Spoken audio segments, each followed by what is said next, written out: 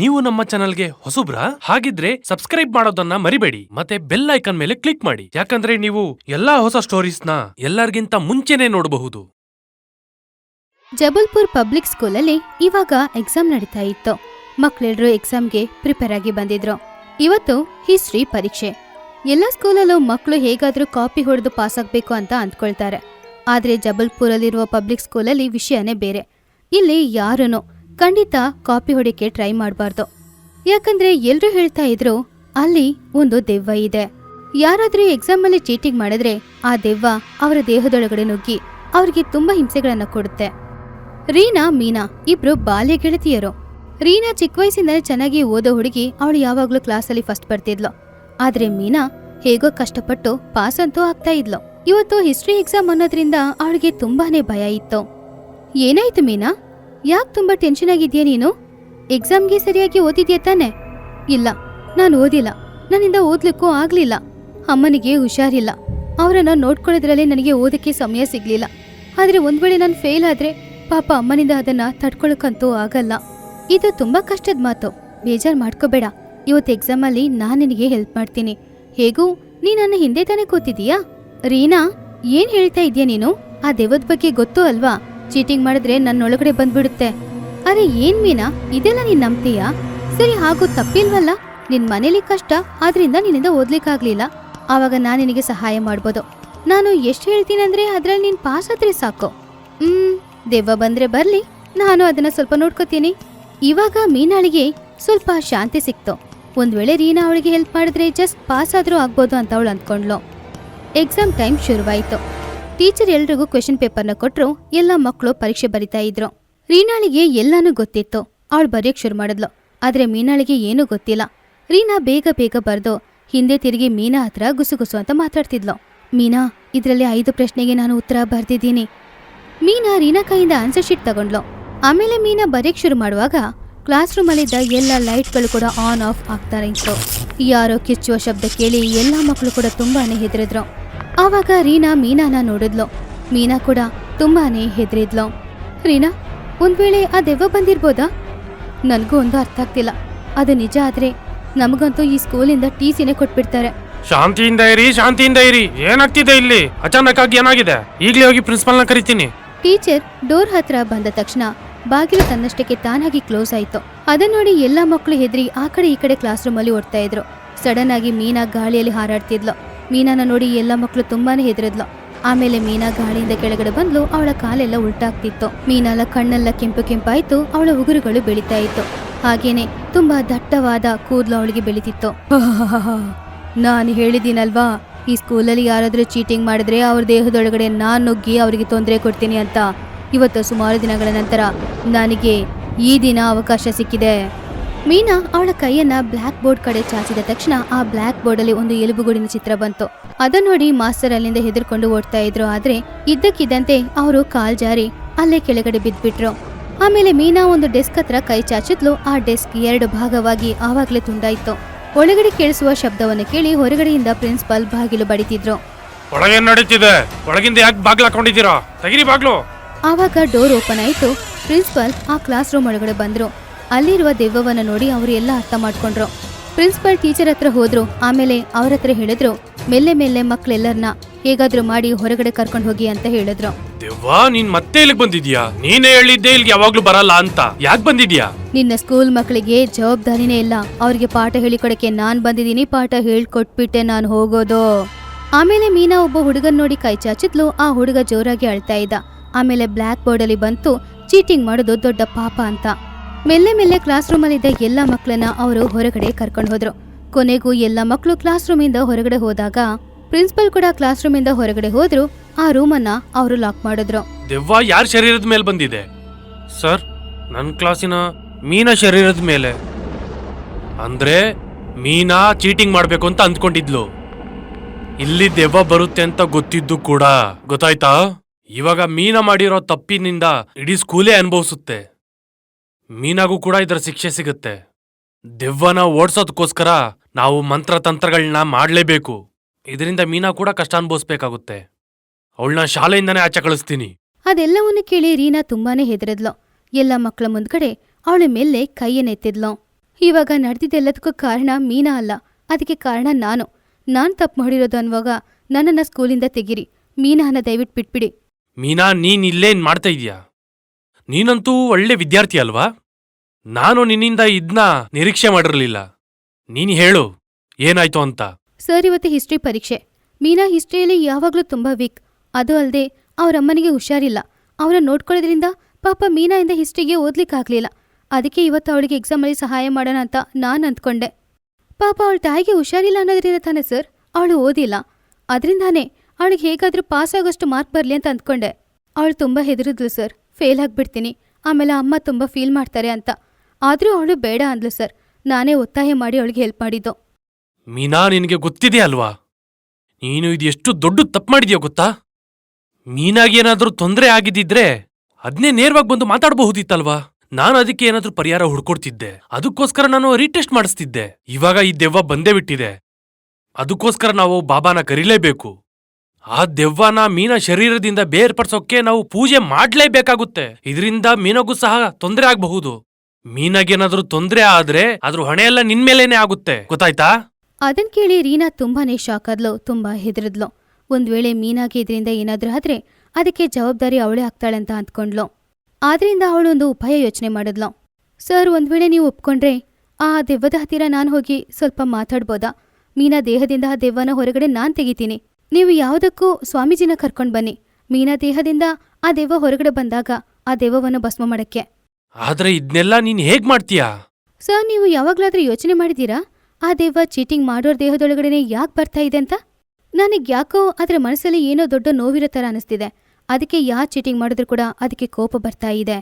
ಅದರ ನೋವನ್ನು ಕೇಳುವವರು ಯಾರೂ ಇಲ್ಲ ಅಲ್ಲ ಸರ್. ಅದಕ್ಕೆ ಅದು ದೆವ್ವವಾಗಿ ಬದಲಾಗಿದೆ. ಎಲ್ರಿಗೂ ತುಂಬಾನೇ ತೊಂದರೆಗಳನ್ನ ಕೊಡ್ತಾ ಇದೆ. ಒಂದ್ಸಲ ನಾನು ಅವಳತ್ರ ಮಾತಾಡ್ಬೇಕು. ರೀನಾ ದೆವ್ವವನ್ನು ಹಾಕಿ ಬಂದಿ ಮಾಡಿರುವ ಆ ಕ್ಲಾಸ್ ರೂಮ್ ಒಳಗಡೆ ಹೋದ್ಲು. ಅವಳನ್ನು ನೋಡಿ ದೆವ್ವ ತುಂಬಾನೇ ಕೋಪದಿಂದ ಅಲ್ಲಿದ್ದ ಡೆಸ್ಕ್ಗಳನ್ನೆಲ್ಲ ಒಡೆದಾಕ್ತಿತ್ತು. ಇಲ್ ನೋಡು, ನನಗ್ ಗೊತ್ತು ನಿನಗೇನೋ ದೊಡ್ಡ ಅನ್ಯಾಯ ನಡೀತಿದೆ. ಆದ್ರಿಂದಾನೇ ನೀನು ಹೀಗೆಲ್ಲ ಮಾಡ್ತಿದ್ಯಾ. ಆದ್ರೆ ನಿನ್ನ ನೋವನ್ನ ನಾನು ತಿಳ್ಕೊಳ್ಳೋದಕ್ಕೋಸ್ಕರ ಬಂದಿದ್ದೀನಿ. ಅದನ್ನು ಕೇಳಿ ದೆವ್ವ ಸ್ವಲ್ಪ ಶಾಂತವಾಯಿತು. ಅಲ್ಲೇ ಇದ್ದ ಒಂದು ಬೆಂಚಲ್ಲಿ ಹೋಗಿ ಕೂತ್ಕೊಳ್ತು. ಅದನ್ನ ನೋಡಿ ಇದೇ ಒಳ್ಳೆ ಅವಕಾಶ ಅಂತ ಅಂದ್ಕೊಂಡ್ಲೆ ರೀನಾ. ಹೌದು, ನಾನು ಸ್ಕೂಲಲ್ಲಿದ್ದಾಗ ಟಾಪ್ ರ್ಯಾಂಕ್ ತಗೊಳ್ತಿದ್ದೆ. ಹಗಲು ರಾತ್ರಿ ಅಂತ ನೋಡಿದೆ. ನಾನು ನಿದ್ದೆನೂ ಮಾಡದೆ ಚೆನ್ನಾಗಿ ಓದಿ ಕ್ಲಾಸ್ ಟಾಪರ್, ಸ್ಕೂಲ್ ಟಾಪರ್ ಬರಬೇಕು ಅಂತ ಅಂದ್ಕೊಂಡೆ. ನಾನು ಅದಕ್ಕೋಸ್ಕರ ಎಷ್ಟೇ ಕಷ್ಟಪಡಕ್ಕೂ ತಯಾರಾಗಿದ್ದೆ. ಆದರೆ ನನ್ನ ಜೊತೆ ಓದ್ತಾ ಇದ್ದವರೆಲ್ಲರೂ ಕೂಡ ತುಂಬ ಕೆಟ್ಟವರು, ಯಾರೂ ಸರಿಯಾಗಿ ಓದೋರೇ ಅಲ್ಲ. ಒಂದಿನ ಒಂದು ಕಷ್ಟವಾದ ಪರೀಕ್ಷೆ ನಡೀತಾ ಇತ್ತು. ಆ ಪರೀಕ್ಷೆಗೋಸ್ಕರ ನಾನು ತುಂಬಾನೇ ಕಷ್ಟಪಟ್ಟಿದ್ದೆ. ಆದರೆ ಎಕ್ಸಾಮ್ ದಿನ ನಾನು ತುಂಬಾನೇ ಹೆದರಿದ್ದೆ. ಆ ಎಕ್ಸಾಮಲ್ಲಿ ನಾನು ಫೇಲ್ ಆಗಿಬಿಟ್ಟೆ. ಉಳಿದ ಎಲ್ಲರೂ ಕೂಡ ಅದರಲ್ಲಿ ಪಾಸಾಗಿದ್ರು. ಆವಾಗ ನನಗೆ ಗೊತ್ತಾಯಿತು, ಎಲ್ಲ ಮಕ್ಕಳು ನಿಯತ್ತಾಗಿ ಓದಿ ಪಾಸಾಗಿಲ್ಲ, ಎಲ್ಲರೂ ಕಾಪಿ ಹೊಡೆದೇ ಪಾಸಾಗಿರೋದಂತ. ನಾನು ಕಷ್ಟಪಟ್ಟದೆಲ್ಲ ವೇಸ್ಟ್ ಆಯಿತು. ನಾನು ಕಷ್ಟಪಟ್ಟಿದ್ದು ವೇಸ್ಟ್ ಆಗೋದನ್ನ ನೋಡ್ಲಿಕ್ಕಾಗಲಿಲ್ಲ. ಆದ್ರಿಂದಾನೇ ನಾನು ಆತ್ಮಹತ್ಯೆ ಮಾಡಿಕೊಂಡೆ. ಆ ದಿನದಿಂದ ದೆವ್ವವಾಗಿ ಬದಲಾದೆ. ಅವತ್ತಿಂದ ಯಾರು ಚೀಟಿಂಗ್ ಮಾಡ್ತಾರೋ ಅವ್ರಿಗೆ ಪಾಠ ಕಲಿಸ್ಕೊಡ್ತೀನಿ. ನಿಜವಾಗ್ಲೂ ಕಷ್ಟಪಟ್ಟು ಓದೋ ಮಕ್ಕಳಿಗೆ ಯಾವಾಗಲೂ ಅನ್ಯಾಯ ನಡಿಬಾರ್ದು ಅನ್ನೋದಕ್ಕೋಸ್ಕರ.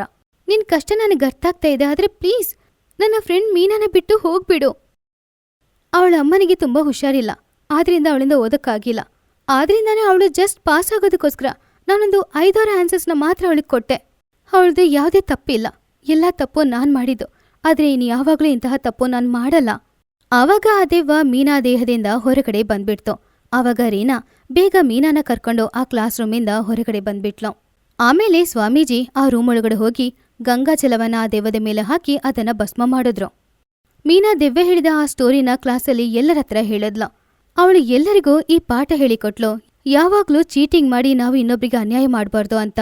ನಾವು ಓದದೆ ಅನ್ಯಾಯ ಮಾಡಿ ಪಾಸ್ ಆಗ್ತೀವಿ, ಆದ್ರೆ ಕಷ್ಟಪಟ್ಟು ಓದಿದವರು ಪಾಪ ಎಕ್ಸಾಮಲ್ಲಿ ಪಾಸ್ ಆಗ್ಬಾರ್ದು ಅಂತ ಹೇಳಿದ್ಲು.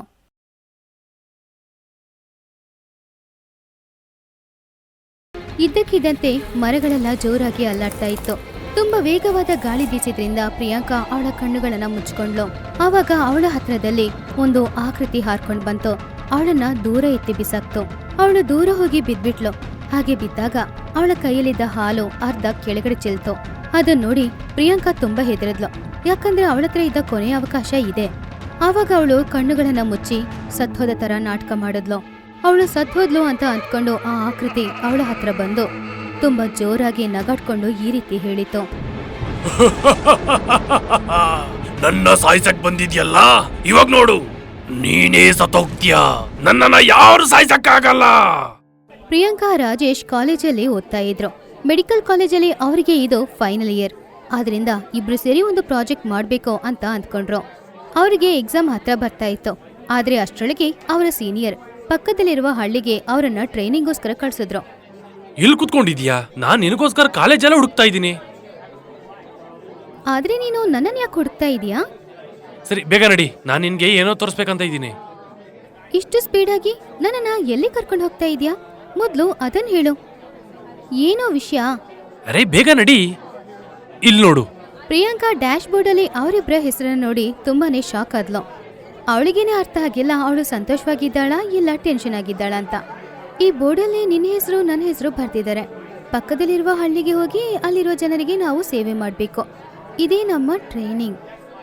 ನಾನು ನಿನ್ಗೆ ಇದನ್ನೇ ತೋರಿಸ್ಬೇಕಂತ ಇದ್ದೆ. ನಮ್ಮ ಊರಂತೂ ಹತ್ರದಲ್ಲೇ ಇದೆ, ಬೇರೆಯವ್ರ ಊರೆಲ್ಲ ದೂರ ದೂರದಲ್ಲಿದೆ. ಊರಿನ ಎಲ್ಲಾ ಜನರು ನಮ್ಗೆ ಸಪೋರ್ಟ್ ಮಾಡೇ ಮಾಡ್ತಾರೆ, ನಿನಗೆ ಗೊತ್ತಾ? ನನಗೆ ಒಂದ್ ಮಾತ್ರ ಅರ್ಥ ಆಗ್ತಾ ಇಲ್ಲ. ಹಳ್ಳಿಯವರು ಯಾವಾಗ್ಲೂ ತುಂಬಾನೇ ಹೆದರವ್ರು ಅಲ್ವಾ? ನಾವು ಏನೇ ಹೇಳಿದ್ರು ಕೂಡ ಅವ್ರು ಅದನ್ನ ಅರ್ಥ ಮಾಡ್ಕೊಳ್ಳಲ್ಲ. ಅವರು ಊರಿನವ್ರು ಹೇಳಿದ್ರೆ ಮಾತ್ರ ಕೇಳ್ತಾರೆ. ಮೂಢನಂಬಿಕೆಗಳನ್ನ ನಂಬೋರು. ಹೀಗಿರೋರು ನಮಗೆ ಹೇಗ್ ಸಪೋರ್ಟ್ ಮಾಡ್ತಾರೆ ಅಂತೀಯಾ? ಅರೇ ಏನು ಆಗಲ್ಲಪ್ಪ, ನಡಿ ಬೇಗ ಊರ್ಗೆ ಹೋಗಕ್ಕೆ ತಯಾರಿ ಮಾಡ್ಕೊಳ್ಳೋಣ. ರಾಹುಲ್ ಪ್ರಿಯಾಂಕಾ ಮರುದಿನ ಬೆಳಿಗ್ಗೆನೆ ಆ ಗ್ರಾಮಕ್ಕೆ ಹೊರಟ್ರು. ಹಳ್ಳಿಯೊಳಗಡೆ ಹೋಗುವಾಗ ಅವರ ಮೆಡಿಕಲ್ ಕಿಟ್ ಹಾಗೂ ಅವರು ಸ್ಟೆಥೋಸ್ಕೋಪ್ ಹಾಕೊಂಡು ಹೋಗೋದನ್ನ ನೋಡಿ ಎಲ್ರೂ ವಿಚಿತ್ರವಾಗಿ ನೋಡ್ತಿದ್ರು. ಇವರೆಲ್ಲ ನಮ್ನ ಹೇಗ್ ನೋಡ್ತಿದಾರ ನೋಡು, ಯಾರೋ ಶತ್ರುಗಳನ್ನ ನೋಡೋ ತರ. ಹೌದ್ ಕಣೋ, ನನಗೆ ಯಾಕೋ ಭಯ ಆಗ್ತಾ ಇದೆ. ಇಲ್ಲಿ ಉಳ್ಕೊಳ್ಳಕ್ಕೆ ನಮಗೆ ಒಂದು ಚಿಕ್ಕ ಮನೇನಾದ್ರೂ ಸಿಗುತ್ತಾ? ಅದಕ್ಕಾಗಿ ನಾವು ಅವ್ರ ಹತ್ರ ಮಾತಾಡ್ಬೇಕಲ್ವಾ? ಅಣ್ಣ, ಒಂದ್ ನಿಮಿಷ ನೋಡಿ, ನಾವಿಲ್ಲಿ ಮೆಡಿಕಲ್ ಕ್ಯಾಂಪ್ ಹಾಕ್ಬೇಕು ಅಂತ ಬಂದಿರೋದು. ಇಲ್ಲಿ ಎಲ್ಲಾರ್ಗು ಉಚಿತವಾಗಿ ಚೆಕಪ್ ಮಾಡ್ತೀವಿ, ಗೊತ್ತಾಯ್ತಾ? ಆದ್ರೆ ನಾವಿಲ್ಲಿ ಉಳ್ಕೊಳ್ಳೋದಕ್ಕೆ ಒಂದು ಮನೆ ಬೇಕಾಗುತ್ತಲ್ವಾ? ಅಲ್ಲಿ ನಾವು ನಮ್ ಸಾಮಾನುಗಳನ್ನ ಇಟ್ಕೊಳಕ್ಕೆ ಮತ್ತೆ ನಾವು ಉಳ್ಕೊಳ್ಳೋದಕ್ಕೆ. ಇಲ್ಲಂತೂ ಯಾರ ಮನೇನು ಖಾಲಿಯಾಗಿಲ್ಲ. ಊರಿನ ಕೊನೆಯಲ್ಲಿ ಒಂದು ಮನೆ ಇದೆ, ಆಯ್ತಾ? ಅದಂತೂ ತುಂಬಾ ಹಳೆಯದ್ದು. ಅಲ್ಲಿ ಯಾರು ಇರೋದು ಇಲ್ಲ ಸಹ. ಬೇಕಾದ್ರೆ ನೀವು ಅಲ್ಲಿ ಉಳ್ಕೊಳ್ಬಹುದು. ಆದ್ರೆ ಏನು? ಆವಾಗ ಅಲ್ಲಿಗೆ ಎರಡನೇ ವ್ಯಕ್ತಿ ಒಬ್ಬ ಬಂದು ಮೊದಲನೇ ವ್ಯಕ್ತಿ ಹತ್ರ ಹೇಳ್ದ, ನಿನ್ಗೇನ್ ತಲೆ ಕೆಟ್ಟಿದ್ಯಾ ಏನು? ಈ ಮಕ್ಕಳನ್ನ ಯಾಕೆ ಆ ಭೂತದ ಬಂಗ್ಲೆ ಹತ್ರ ಕಳಿಸ್ತಾ ಇದೀಯಾ? ಅದಕ್ಕೋಸ್ಕರ ತಾನೇ ನಾನು ಆದ್ಲೆ ಸುಮ್ನೆ ಆಗೋಗಿದ್ದು. ಏನ್ ವಿಷಯ ಅಣ್ಣ? ನೀವು ಆ ಮನೆ ಬಗ್ಗೆ ಮಾತಾಡ್ತಾ ಇರ್ಬೇಕಾದ್ರೆ ಯಾಕೆ ಇಷ್ಟೊಂದು ಭಯ ಪಡ್ತಾ ಇದ್ದೀರಾ? ಏನಪ್ಪಾ ವಿಷಯ ಅಂತಂದ್ರೆ, ಆ ಮನೆ ಅಂತೂ ಚೆನ್ನಾಗೇ ಇದೆ, ಮತ್ತೆ ಅಲ್ಲಿ ಏನು ತೊಂದರೆನೂ ಇಲ್ಲ. ಆದ್ರೆ ಅಲ್ಲಿ ಯಾರಾದ್ರೂ ರಾತ್ರಿ ಉಳ್ಕೊಂಡ್ರೆ ಮತ್ತೆ ಅಲ್ಲಿಗೇನಾದ್ರೂ ಹೋದ್ರೆ ಅವ್ರ ಜೀವಂತವಾಗಿ ವಾಪಸ್ ಬರಲ್ಲ. ಆ ಮನೆ ಅಕ್ಕಪಕ್ಕ ಯಾವ್ದೋ ಒಂದು ದೆವ್ವ ಇದೆ ಮತ್ತು ಅದು ಅಲ್ಲಿ ಬರೋರ್ನ ಸಾಯಿಸೇ ಬಿಡುತ್ತೆ. ಆದ್ರಿಂದ ಆ ಮನೆಯಲ್ಲಿ ಯಾರು ಉಳ್ಕೊಳ್ಳೋದಕ್ಕೆ ಧೈರ್ಯನೇ ಮಾಡ್ಲಿಲ್ಲ. ಹೌದು, ನೀವು ಈ ಊರಿಂದ ಹೊರಟೇ ಬಿಡಿ. ನಮ್ಗೆ ಯಾರಿಗೂ ಹೆಲ್ತ್ ಚೆಕಪ್ ಮಾಡಿಸ್ಕೊಳ್ಬೇಕಾಗಿಲ್ಲ. ನಮ್ಗೇನಾದ್ರೂ ಆತರ ಮಾಡಿಸ್ಕೊಳ್ಳೇಬೇಕು ಅಂತಂದ್ರೆ ನಾವೇ ಖುದ್ದಾಗಿ ನಿಮ್ಮ ಆಸ್ಪತ್ರೆಗೆ ಬರ್ತೀವಿ. ಇಲ್ಲಿ ಯಾವ ಮನೆನೂ ಖಾಲಿ ಇಲ್ಲ.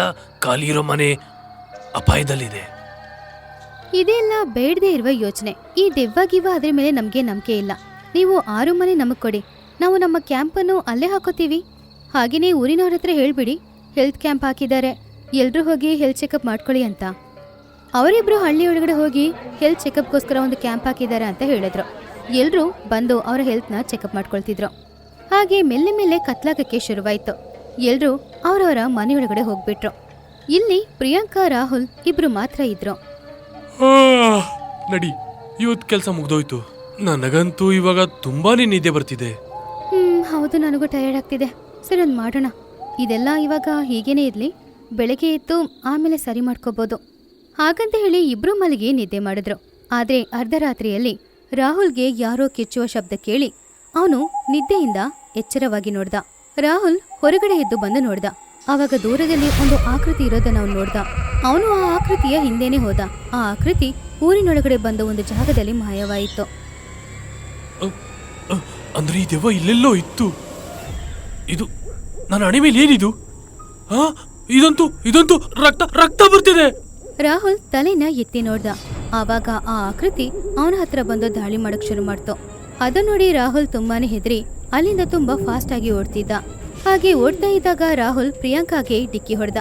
ಆವಾಗ ಪ್ರಿಯಾಂಕಾ ಹತ್ರ ಅವನು ನಡೆದ ವಿಷಯನ ಹೇಳ್ದ. ಆವಾಗ ಇದ್ದಕ್ಕಿದ್ದಂತೆ ಅದು ಆ ಕಪ್ಪು ಆಕೃತಿಯಾಗಿ ಬದಲಾಗಿ ಅವನನ್ನ ಕಚ್ಚಿ ರಕ್ತ ಕುಡಿಯಕ್ ಶುರು ಮಾಡ್ತು.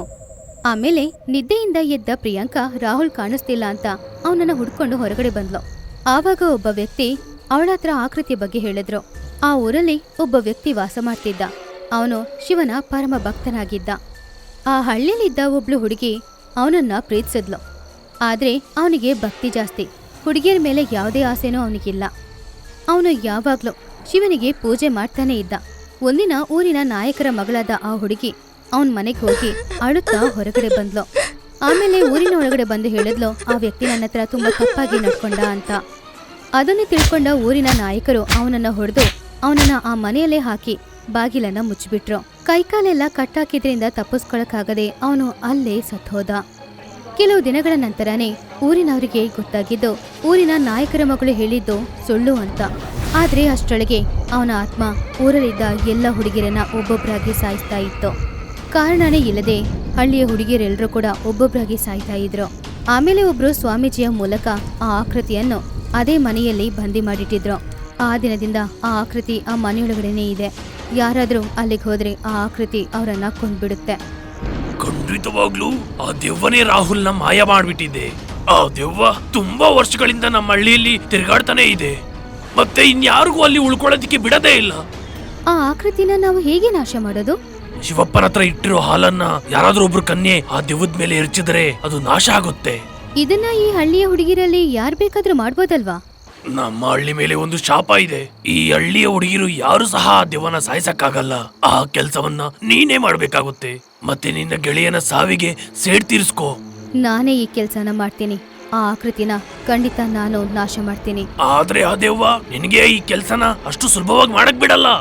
ಆದ್ರೆ ನನಗ್ ಬೇರೆ ದಾರಿ ಇಲ್ಲ. ಆ ದೆವ್ವದ ಮೇಲೆ, ಆ ಆಕೃತಿಯ ಮೇಲೆ ಆ ಹಾಲನ್ನು ನಾನು ಉಯ್ಯಲೇಬೇಕು. ಆವಾಗ್ಲೇ ಈ ಊರಿನವರಿಗೆ ಎಲ್ರಿಗೂ ಸ್ವಲ್ಪ ಸಂತೋಷ ಸಿಗುತ್ತೆ. ಆ ದಿನ ರಾತ್ರಿ ಪ್ರಿಯಾಂಕಾ ಶಿವಲಿಂಗಕ್ಕೆ ಅಭಿಷೇಕ ಮಾಡಿ ಆ ಹಾಲನ್ನ ಒಂದು ಚೆಂಬಿನಲ್ಲಿ ಹಿಡ್ಕೊಂಡು ಅದನ್ನ ಆ ದೆವ್ವದ ಮೇಲೆ ಹಾಕೋದಕ್ಕೋಸ್ಕರ ತಗೊಂಡ್ ಬರ್ತಿದ್ಲು. ಹಾಗೆ ಅವಳು ಹೋಗ್ತಾ ಇದ್ದಾಗ ಇದ್ದಕ್ಕಿದ್ದಂತೆ ಯಾರೋ ಅಳುವ ಶಬ್ದ ಅವಳಿಗೆ ಕೇಳಿಸ್ತು. ಆವಾಗ ಪ್ರಿಯಾಂಕಾಳಿಗೆ ಆ ವ್ಯಕ್ತಿ ಹೇಳಿದ ಮಾತುಗಳು ನೆನಪಾಯಿತು. ಆ ಆಕೃತಿ ಏನ್ ಬೇಕಾದ್ರೂ ಮಾಡಿ ಆ ಹಾಲನ್ನ ಚೆಲ್ಲುವ ಪ್ರಯತ್ನ ಮಾಡುತ್ತೆ, ದಯವಿಟ್ಟು ನೀನು ಗಮನ ಕೊಡ್ಬೇಡ ಅಂತ. ಇದ್ದಕ್ಕಿದ್ದಂತೆ ಮರಗಳೆಲ್ಲ ಜೋರಾಗಿ ಅಲ್ಲಾಡ್ತಾ ಇತ್ತು. ತುಂಬಾ ವೇಗವಾದ ಗಾಳಿ ಬೀಸಿದ್ರಿಂದ ಪ್ರಿಯಾಂಕಾ ಅವಳ ಕಣ್ಣುಗಳನ್ನ ಮುಚ್ಕೊಂಡ್ಲು. ಆವಾಗ ಅವಳ ಹತ್ರದಲ್ಲಿ ಒಂದು ಆಕೃತಿ ಹಾರ್ಕೊಂಡ್ ಬಂತು. ಅವಳನ್ನ ದೂರ ಎತ್ತಿ ಬಿಸಾಕ್ತು. ಅವಳು ದೂರ ಹೋಗಿ ಬಿದ್ಬಿಟ್ಲು. ಹಾಗೆ ಬಿದ್ದಾಗ ಅವಳ ಕೈಯಲ್ಲಿದ್ದ ಹಾಲು ಅರ್ಧ ಕೆಳಗಡೆ ಚೆಲ್ತು. ಅದನ್ ನೋಡಿ ಪ್ರಿಯಾಂಕಾ ತುಂಬಾ ಹೆದರಿದ್ಲು. ಯಾಕಂದ್ರೆ ಅವಳತ್ರ ಇದ್ದ ಕೊನೆಯ ಅವಕಾಶ ಇದೆ. ಆವಾಗ ಅವಳು ಕಣ್ಣುಗಳನ್ನ ಮುಚ್ಚಿ ಸತ್ತೋದ ತರ ನಾಟಕ ಮಾಡಿದ್ಲು. ಅವಳು ಸತ್ತೋದ್ಲು ಅಂತ ಅಂದ್ಕೊಂಡು ಆ ಆಕೃತಿ ಅವಳ ಹತ್ರ ಬಂದು ತುಂಬಾ ಜೋರಾಗಿ ನಗಾಡ್ಕೊಂಡು ಈ ರೀತಿ ಹೇಳಿತು. ನನ್ನ ಸಾಯಿಸೋದಿಕ್ಕೆ ಬಂದಿದ್ದೆ, ಆದ್ರೆ ಇವಾಗ ನೋಡು, ನೀನೇ ಸತ್ತೋಗಿದೀಯಾ. ನನ್ನ ಯಾರು ಸಾಯಿಸಕ್ಕಾಗಲ್ಲ. ಹಾಗಂತ ಹೇಳಿ ಆ ಆಕೃತಿ ಪ್ರಿಯಾಂಕಾಳ ಹತ್ರ ಬರ್ತಾ ಇದ್ದಾಗ ಅವಳು ತಕ್ಷಣ ಅದರಲ್ಲಿ ಉಳಿದಿದ್ದ ಹಾಲನ್ನ ತೆಗೆದು ಆ ಆಕೃತಿಯ ಮೇಲೆ ಹಾಕಿದ್ಲು. ಆವಾಗ ಆ ಆಕೃತಿ ತುಂಬಾ ಭಯಂಕರವಾಗಿ ಕಿಚ್ಚಕ್ ಶುರು ಮಾಡ್ತು. ಆ ಶಬ್ದವನ್ನು ಕೇಳಿ ಊರಿನವರು ಎಲ್ರೂ ಕೂಡ ಅಲ್ಲಿಗೆ ಬಂದ್ರು. ಇದ್ದಕ್ಕಿದ್ದಂತೆ ಆ ಆಕೃತಿ ಬೂದಿಯಾಗಿ ಬದಲಾಗಿ ಅಲ್ಲಿಂದ ಅದೃಶ್ಯವಾಯಿತು. ಹಾಗೆ ಹಳ್ಳಿಯವರಿಗೆ ಆ ಆಕೃತಿಯಿಂದ ಇವಾಗ ಬಿಡುಗಡೆ ಸಿಕ್ಕಿತ್ತು. ನಾನಿನ್ನ ಮನೆಗ್ ತಗೊಂಡು ಬಂದು ದೊಡ್ಡ ತಪ್ಪು ಮಾಡಿದೀನಿ. ನೀ ನೋಡಕ್ಕೂ ಸ್ವಲ್ಪನೂ ಚೆನ್ನಾಗಿಲ್ಲ, ತುಂಬಾ ಕುರೂಪಿಯಾಗಿದ್ಯಾ. ಒಂದ್ ಕಣ್ಣು ಇಲ್ಲದೆ ನಿನ್ನನ್ನ ಆ ಹಾಳು ಬಿದ್ದ ಮನೆಯಲ್ಲಿ ಬಿಟ್ಬಿಟ್ ಬರ್ಬೇಕಾಗಿತ್ತು. ಮನೆಗ್ ತಗೊಂಡು ಬಂದು ದೊಡ್ಡ ತಪ್ಪು ಮಾಡಿದೆ ನಾನು. ಆವಾಗ ಅಲ್ಲೇ ಬಿದ್ದಿದ್ದ ಆ ಗೊಂಬೆ ತುಂಬಾ ಕೋಪದಿಂದ ಭಯಂಕರವಾದ ಧ್ವನಿಯಲ್ಲಿ ಈ ರೀತಿ ಹೇಳಿತು. ಇಲ್ಲಿಯವರೆಗೂ ನೀನು ಒಳ್ಳೆಯವಳು ಅಂತ ನಾನು ಅಂದ್ಕೊಂಡಿದ್ದೆ, ಆದ್ರೆ ನೀನ್ ಕೂಡ ಇವಾಗ ನನ್ನ ನೋಡಿ ತಮಾಷೆ ಮಾಡ್ತಾ ಇದೀಯಾ. ನನ್ ಕಣ್ಣನ್ನೇ ನೋಡಿ ನೀನು ಗೇಲಿ ಮಾಡ್ತಿದ್ಯಾ. ನೀನು ಎಲ್ಲರ ಥರನೇ ನಡ್ಕೊಳ್ತಿದ್ಯಾ. ಪರವಾಗಿಲ್ಲ, ಎಲ್ರಿಗೂ ಕೊಟ್ಟ ಅದೇ ಶಿಕ್ಷೆ ಇವಾಗ ನಿನಗೂ ಕೊಡ್ತೀನಿ. ಆಮೇಲೆ ಅಪ್ಪನ್ನ ಜೋರಾಗಿ ಕಿಚ್ಚುವ ಶಬ್ದ ಮಾತ್ರ ಕೇಳ್ತು. ಆಮೇಲೆ ಎಲ್ಲ ನಿಶ್ಶಬ್ದವಾಯಿತು. ಅಪ್ಪನ್ನ ಇವಾಗಷ್ಟೇ ಅವಳ ಕಾಲೇಜ್ನ ಮುಗಿಸಿದ್ಲು. ಅವಳಿಗೆ ಪುರಾತನ ವಸ್ತುಗಳನ್ನ ಕಲೆಕ್ಟ್ ಮಾಡೋದು, ಅದ್ರ ಬಗ್ಗೆ ತಿಳ್ಕೊಳ್ಳೋದಂದ್ರೆ ತುಂಬಾನೇ ಇಷ್ಟ. ದೊಡ್ಡವಳಾದ್ಮೇಲೆ ಅವಳು ಆರ್ಕೊಲಾಜಿಸ್ಟ್ ಆಗ್ಬೇಕು ಅಂತ ಆಸೆಪಟ್ಲು. ಯಾಕಂದ್ರೆ ಅವಳಿಗೆ ಇಷ್ಟವಾದ ಕೆಲಸ ಅದೇ ಆಗಿತ್ತು. ಅವಳು ಆ ರೀತಿ ಪುರಾತನ ವಸ್ತುಗಳನ್ನ ತೆಗೆಯೋದಕ್ಕೋಸ್ಕರ ಪುರಾತನ ಜಾಗಕ್ಕೆ ಹೋಗ್ತಾ ಇದ್ಲು. ಅವಳಿಗೆ ಕಾಲೇಜ್ ಈಗಾಗಲೇ ಕಂಪ್ಲೀಟ್ ಆಗಿತ್ತು. ಆದ್ರೆ ಕಾಲೇಜ್ ಇದೆ ಅಂತ ಸುಳ್ಳು ಹೇಳಿ ಮನೆಯಿಂದ ಹಣ ತಗೊಂಡು ಇಂತಹ ಜಾಗಗಳಿಗೆ ಹೋಗ್ತಾ ಇದ್ಲು. ಹಾಗೇನೆ ಒಂದಿನ ಅವಳು ಇಂಟರ್ನೆಟ್ಟಲ್ಲಿ ಪುರಾತನ ಜಾಗದ ಬಗ್ಗೆ ನೋಡ್ತಾ ಇದ್ಲು. ಆವಾಗ ಅವಳಿಗೆ ಸಿಟಿಯಿಂದ ದೂರದಲ್ಲಿ ಒಂದು ಕಾಡಿನೊಳಗಡೆ ಇರುವ ಹಾಳು ಬಿದ್ದ ಮನೆ ಗಮನಕ್ಕೆ ಬಂತು. ಅದು ಪುರಾತನವಾದ ಮನೆ ಮಾತ್ರ ಅಲ್ಲ, ಅದನ್ನ ಹಾಂಟೆಡ್ ಅಂತಾನು ಕರೀತಾರೆ. ಅದನ್ನು ನೋಡಿದ ತಕ್ಷಣ ಅವಳು ಹೆದರೋದನ್ನ ಬಿಟ್ಟು ತುಂಬಾನೇ ಎಕ್ಸೈಟ್ಮೆಂಟ್ ಆದ್ಲು. ಅವಳು ನಿರ್ಧಾರ ಮಾಡಿದ್ಲು ಆ ಜಾಗಕ್ಕೆ ಹೋಗ್ಲೇಬೇಕು ಅಂತ. ಮರುದಿನ ಅಪರ್ಣ ಒಂದು ಟ್ಯಾಕ್ಸಿ ಬುಕ್ ಮಾಡಿ ಅವಳು ಅಲ್ಲಿಂದ ಆ ಅಡವಿಗೆ ಹೊರಟ್ಲು. ಅಲ್ಲಿ ಹೋದ್ಮೇಲೆ ಅಪರ್ಣ ನೋಡಿದ್ಲು ಒಂದು ದಟ್ಟವಾದ ಅಡವಿ. ಅದರ ಮಧ್ಯದಲ್ಲಿ ಹೋಗೋದಕ್ಕೋಸ್ಕರ ಚಿಕ್ಕದಾದ ಒಂದು ದಾರಿ. ಆ ಅಡವಿ ಎಷ್ಟು ದಟ್ಟವಾಗಿತ್ತು ಅಂದ್ರೆ ಸ್ವಲ್ಪ ಬೆಳಕು ಕೂಡ ಆ ಅಡವಿಯಲ್ಲಿ ಕಷ್ಟಪಟ್ಟೆ ಬರ್ತಾ ಇತ್ತು. ಅಪರ್ಣ ಇವಾಗ ಮೆಲ್ಲೆ ಮೆಲ್ಲೆ ಹೆದರಕ್ಕೆ ಶುರು ಮಾಡಿದ್ಲು. ಆದ್ರೂ ಅವಳು ಧೈರ್ಯವಾಗಿ ಮುಂದೆ ನಡೀತಿದ್ಲು. ಭಯಂಕರವಾದ ಕತ್ಲು, ಆ ಕಡೆ ಈ ಕಡೆ ದಟ್ಟವಾದ ಅಡವಿ, ಮಧ್ಯದಲ್ಲಿ ಕೇಳ್ತಾ ಇದ್ದ ಪ್ರಾಣಿ ಪಕ್ಷಿಗಳ ಶಬ್ದ. ಇದೆಲ್ಲವನ್ನು ಕೇಳಿ ಅಪರ್ಣ ತುಂಬಾನೇ ಹೆದರ್ತಾ ಇದ್ಲು. ಅಪರ್ಣ ಹೇಗೋ ಧೈರ್ಯ ಮಾಡ್ಕೊಂಡು ಅದೇ ದಾರಿಯಲ್ಲಿ ಮುಂದೆ ಹೋಗ್ತಾ ಇದ್ಲು. ಆವಾಗ ಅಲ್ಲಿಗೆ ಗಿಡಗಳೆಲ್ಲ ಅಲ್ಲೋಡ್ತಾರ ಅವಳಿಗೆ ಅನ್ನಿಸ್ತು. ಅಪರ್ಣಳಿಗೆ ಇವಾಗ ಬೆವರಕ್ಕೆ ಶುರುವಾಯ್ತು. ಅದು ಅಲ್ಲದೆ ಅವಳ ಹಾರ್ಟ್ ಬೀಟ್ ಪಟ್ ಪಟ್ ಅಂತ ಸ್ಪೀಡಾಗಿ ಹೊಡ್ಕೊಳ್ತಿತ್ತು. ಆವಾಗ ಇದ್ದಕ್ಕಿದ್ದಂತೆ ಅವಳ ಬೆನ್ನೆ ಮೇಲೆ ಯಾರೋ ಕೈ ಇಟ್ರು. ಅಪರ್ಣ ಹೆದರ್ಕೊಂಡು ಹಿಂದೆ ತಿರುಗಿ ನೋಡಿದ್ಲು. ಆವಾಗ ತುಂಬಾ ವಿಚಿತ್ರವಾಗಿ ಕಾಣಿಸ್ತಾ ಇದ್ದ ಒಬ್ರು ಅಜ್ಜಿ. ಅವರು ಕಪ್ಪು ಸ್ಯಾರಿನ ಕಟ್ಕೊಂಡಿದ್ರು. ಆ ಅಜ್ಜಿ ಒಂದು ಕೋಲಿನ ಸಹಾಯದಿಂದ ಅಲ್ಲಿ ನಿಂತ್ಕೊಂಡಿದ್ರು. ಯಾರಮ್ಮ ನೀನು? ಈ ಅಡವಿಯಲ್ಲಿ ಏನ್ ಮಾಡ್ತಾ ಇದೀಯಾ? ಅಜ್ಜಿ, ನನ್ನ ಹೆಸರು ಅಪರ್ಣ. ನಾನು ಇಲ್ಲಿರುವ ಒಂದು ಹಾಳು ಬಿದ್ದ ಬಂಗ್ಲಾ ನೋಡಕ್ಕೆ ಬಂದಿದ್ದೀನಿ. ಹಾಳು ಬಿದ್ದ ಮನೆ ಅಂತ ಕೇಳಿದ ತಕ್ಷಣ ಆ ಅಜ್ಜಿಯ ಮುಖಭಾವನೆಗಳು ಬದಲಾಯಿತು. ಹಾಳು ಬಿದ್ದ ಮನೆನಾ? ನಿನಗೆ ಜೀವದ ಮೇಲೆ ಆಸೆನೇ ಇಲ್ವಾ? ಯಾಕೆ? ಹಾಗೆ ಆ ಮನೆಯಲ್ಲಿ ಏನಿದೆ? ರಹಸ್ಯನ ರಹಸ್ಯವಾಗಿನೇ ಇರಕ್ಕೆ ಬಿಡು, ಆಮೇಲೆ ನೀನು ಒಂದು ರಹಸ್ಯವಾಗ್ಬಿಡ್ತೀಯ. ನಾನು ನಿನಗೆ ಅರ್ಥ ಮಾಡೋ ಪ್ರಯತ್ನ ಮಾಡ್ತಿದ್ದೀನಿ, ಉಳಿದಿರೋದು ನಿನ್ನಿಷ್ಟ. ಹಾಗಂತ ಹೇಳಿ ಆ ಅಜ್ಜಿ ಅಲ್ಲಿಂದ ಹೋಗ್ಬಿಟ್ರು. ಅಪರ್ಣ ಒಂದು ಕ್ಷಣ ಅಲ್ಲೇ ಶಾಂತವಾಗಿ ನಿಂತ್ಕೊಂಡ್ಲು. ಅವಳ ಮನಸ್ಸಲ್ಲಿ ಏನೇನೋ ಯೋಚನೆಗಳು ಬರ್ತಾ ಇತ್ತು. ಈ ಅಜ್ಜಿ ನನ್ನನ್ನ ಅಲ್ಲಿಗೆ ಯಾಕೆ ಹೋಗ್ಬಾರ್ದು ಅಂತ ಹೇಳಿದ್ರು? ಆ ಬಿಲ್ಡಿಂಗ್ನ ಹಾಂಟೆಡ್ ಅಂತ ಬೇರೆ ಹೇಳ್ತಿದ್ದಾರೆ. ಒಂದ್ ವೇಳೆ ಯಾರು ಅಲ್ಲಿ ಹೋಗ್ಬಾರ್ದು ಅಂತ ಎಲ್ರು ಏನಾದರೂ ಕತೆ ಕಟ್ತಾ ಇದ್ದಾರಾ? ಇಷ್ಟು ಪ್ರಶ್ನೆಗಳು ಒಂದ್ ಕಡೆ, ಆದ್ರೆ ಆ ಹಾಳು ಬಿದ್ದ ಮನೆನ ನೋಡ್ಬೇಕು ಅನ್ನುವ ಯೋಚನೆ ಇನ್ನೊಂದ್ ಕಡೆ. ಯೋಚನೆ ಮಾಡ್ತಾ ಇದ್ಲು. ಕೊನೆಗೂ ಅವಳು ಅಂದ್ಕೊಂಡ ಆಸೆನೆ ಅವಳತ್ರ ಗೆದ್ದಿದ್ದು. ಅವಳು ಪುನಃ ಆ ಹಾಳು ಬಿದ್ದ ಆ ಮನೆಯನ್ನು ನೋಡೋದಕ್ಕೋಸ್ಕರನೇ ನಡ್ಕೊಂಡು ಹೋದ್ಲು. ಸ್ವಲ್ಪ ದೂರದಲ್ಲಿ ಆ ಹಾಳು ಬಿದ್ದ ಮನೆ ಅವಳನ್ನು ನೋಡಿದ್ಲು. ಅದು ನಿಜವಾಗ್ಲೂ ತುಂಬಾ ಹಾಳು ಬಿದ್ದ ಹಳೆ ಮನೆನೇ. ಅದೂ ಅಲ್ಲದೆ ಅದು ಆ ಅಡವಿಯ ಮಧ್ಯದಲ್ಲಿ ಇರೋದ್ರಿಂದ ನೋಡಕ್ಕೆ ತುಂಬಾ ಭಯಂಕರವಾದ ಬಂಗ್ಲಾ ಥರನೇ ಕಾಣಿಸ್ತಾ ಇತ್ತು. ಅಪರ್ಣ ಮೆಲ್ಲೆ ಮೆಲ್ಲೆ ಅಲ್ಲಿದ್ದ ಬಾಗಿಲ ಹತ್ರ ಹೋದ್ಲು. ಬಾಗಿಲ ಹತ್ರ ಹೋಗಿ ಅದನ್ನು ಓಪನ್ ಮಾಡೋಕ್ಕೆ ಅವಳ ಕೈ ಚಾಚಿದ್ಲು. ಅಷ್ಟೇ, ತನ್ನಷ್ಟಕ್ಕೆ ತಾನಾಗಿ ಆ ಡೋರ್ ಓಪನ್ ಆಯಿತು. ಅಪರ್ಣ ಒಳಗಡೆ ಹೋಗುವಾಗ ಒಳಗಿಂದ ಬಾಹುಲಿಗಳೆಲ್ಲ ಹೊರಗಡೆ ಹಾರ್ಕೊಂಡು ಬಂತು. ಒಂದು ಕ್ಷಣ ಅಪರ್ಣಳ ಹೃದಯ ಬಡಿತ ತುಂಬಾ ಜೋರಾಗ್ತಾ ಇತ್ತು. ಅವಳು ಜೋರಾಗಿ ಉಸಿರಾಡ್ತಾ ಇದ್ಲು. ಅವಳು ಅವಳನ್ನೇ ಸಮಾಧಾನ ಮಾಡ್ಕೊಂಡ್ಲು. ಧೈರ್ಯ ಮಾಡಿ ಆ ಹಾಳು ಬಿದ್ದ ಮನೆಯೊಳಗಡೆ ಹೋದ್ಲು. ಒಳಗಡೆ ಕೂಡ ತುಂಬಾ ಭಯಂಕರವಾಗಿತ್ತು. ಅವಳು ಮೆಲ್ಲೆ ಮೆಲ್ಲೆ ಆ ಹಾಳು ಬಿದ್ದ ಬಂಗ್ಲೆಯೊಳಗಡೆ ಹೋಗ್ತಾ ಇದ್ಲು. ಆ ಬಂಗ್ಲೆ ಹಳೇದಾಗಿತ್ತು, ಹಾಳು ಬಿದ್ದೋಗಿತ್ತು, ಆದ್ರೆ ಅದು ನೋಡಕ್ಕೆ ತುಂಬಾನೇ ಚೆನ್ನಾಗಿತ್ತು. ಅವಳು ಆ ಬಂಗ್ಲೆನ ಸುತ್ತಾಡ್ಕೊಂಡು ಬಂದು ಆಮೇಲೆ ಹೇಳಿದ್ಲು, ಆ ಅಜ್ಜಿ ಸುಮ್ಮನೆ ನನ್ನನ್ನು ಹೆದರ್ಸ್ತಾ ಇದ್ದಾರೆ. ನಾನು ಇಷ್ಟು ಹೊತ್ತಿಂದ ಈ ಮನೆಯೊಳಗಡೆ ಇದ್ದೀನಿ, ಆದ್ರೆ ನನಗೇನೂ ಆಗ್ಲಿಲ್ವಲ್ಲ. ಹೇಗಿದ್ರು ಇವತ್ತಂತೂ ದಿನ ತುಂಬಾ ಚೆನ್ನಾಗಿತ್ತು. ಇವಾಗ ಲೇಟ್ ಆಗ್ತಾ ಇದೆ, ಬೇಗ ಮನೆಗೆ ಹೋಗ್ಬೇಕು. ಹಾಗಂತ ಹೇಳಿ ಅಪ್ಪನ್ನ ಹೊರಗಡೆ ಹೋಗಕ್ಕೆ ನೋಡಿದಾಗ ಹಿಂದ್ಗಡೆ ಏನೋ ಬೀಳುವ ಶಬ್ದ ಅವಳಿಗೆ ಕೇಳಿಸ್ತು.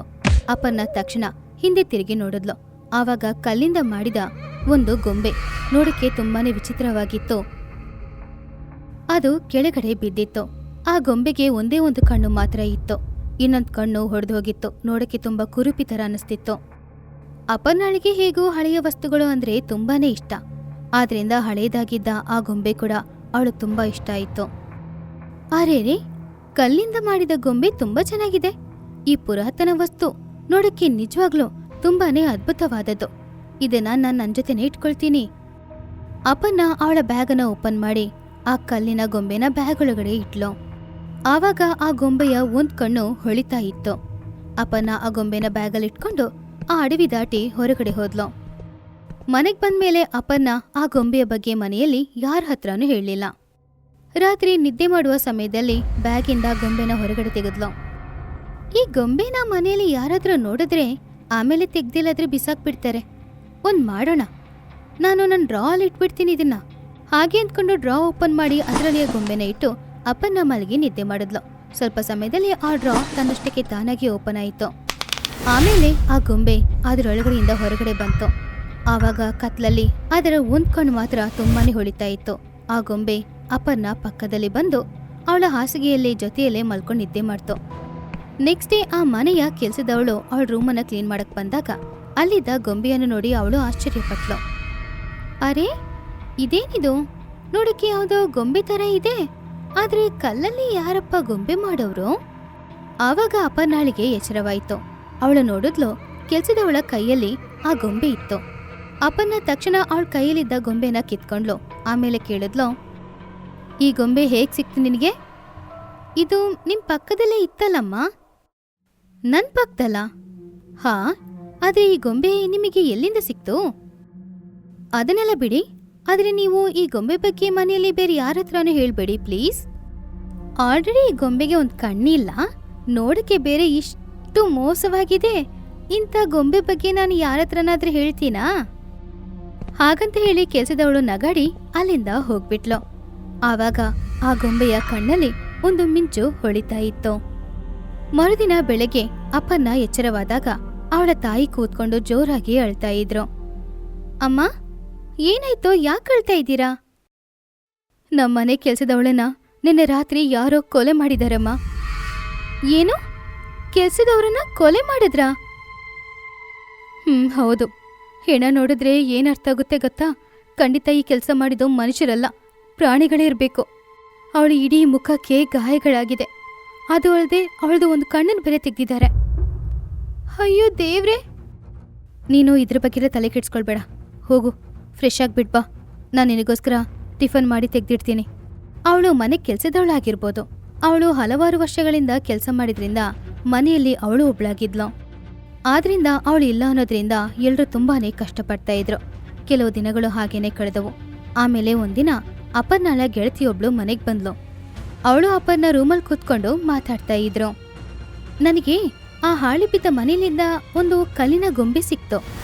ಏನು? ಗೊಂಬೆನಾ? ಎಲ್ಲಿದೆ? ಆ ಗೊಂಬೆನ ನಾನು ನೋಡ್ಬೇಕಣೆ. ಆವಾಗ ಡ್ರಾ ಓಪನ್ ಮಾಡಿ ಅಪರ್ಣ ಕಲ್ಲಿನ ಗೊಂಬೆನ ಹೊರಗಡೆ ತೆಗೆದ್ಲು. ಆ ಗೊಂಬೆನ ಹಿಡಿದು ನೋಡಿದ ಅವಳ ಗೆಳತಿ ಜೋರಾಗಿ ನಗಾಡ್ತಾ ಇದ್ಲು. ಇದೇನು ಸ್ಪೆಷಲ್ ಗೊಂಬೆನಾ? ಜಸ್ಟ್ ಒಂದು ಕಲ್ಲಿಂದ ಮಾಡಿದ ಗೊಂಬೆ. ಅಪರ್ಣ ತುಂಬಾನೇ ಕೋಪ ಮಾಡ್ಕೊಂಡ್ಲು. ಆಮೇಲೆ ಹೇಳಿದ್ಲು, ಸುಮ್ನೆ ತಮಾಷೆ ಮಾಡ್ಬೇಡ. ನಿನಗೇನು ಗೊತ್ತು ಪುರಾತನ ವಸ್ತುಗಳ ಬಗ್ಗೆ? ಕೊಡಿದಿನ.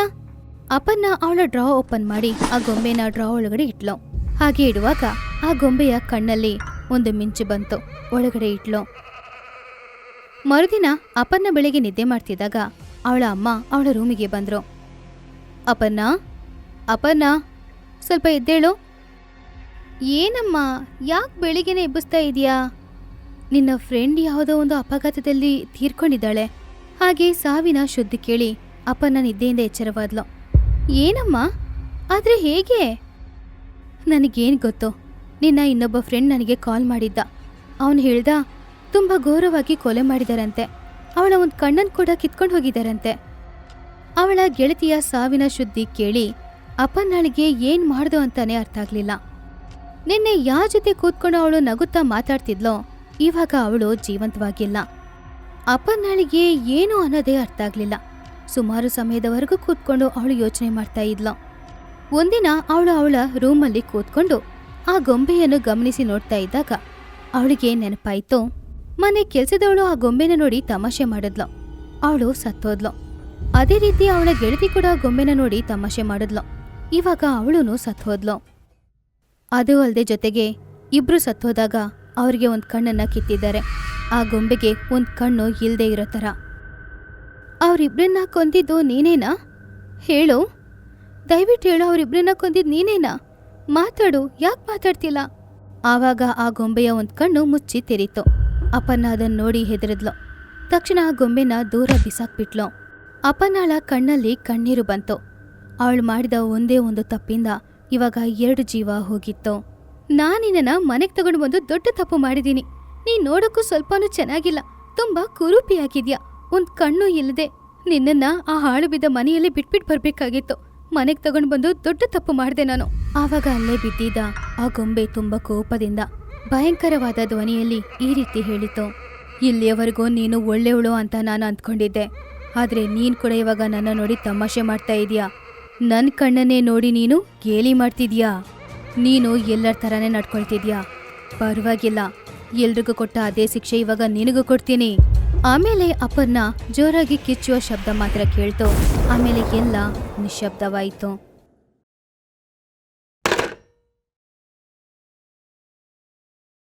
ನೀವು ನಮ್ಮ ಚಾನೆಲ್ಗೆ ಹೊಸಬ್ರಾಗಿದ್ರೆ ನಮ್ಮ ಚಾನೆಲ್ನ ಸಬ್ಸ್ಕ್ರೈಬ್ ಮಾಡ್ಕೊಳ್ಳಿ. ಹಾಗೇನೇ ಬೆಲ್ ಐಕಾನ್ನ ಕ್ಲಿಕ್ ಮಾಡಿ.